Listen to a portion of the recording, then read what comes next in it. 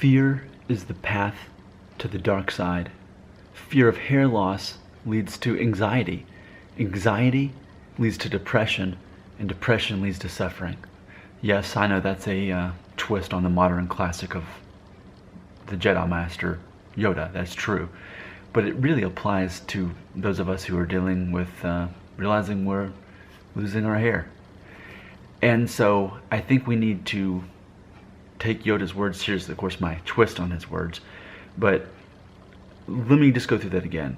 If we fear hair loss, which is inevitable for most of us, that fear is the path that leads to anxiety, being anxious about something you can't even control.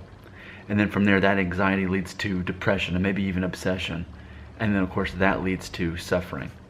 So, how do we not go down that path? We don't start with the fear of hair loss. We don't fear it. And what's the opposite of fearing something?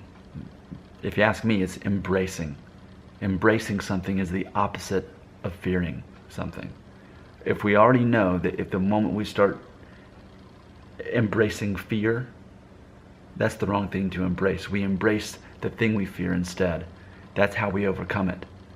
So just in those simple words of Yoda, there's so much truth that we're never going to win. We're never going to succeed. We're going to be a slave if we continue to be anxious about hair loss.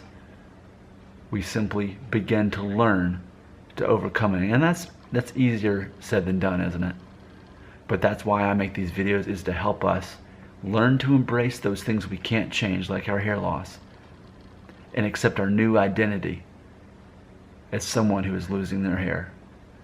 Because fear of hair loss leads to the dark side.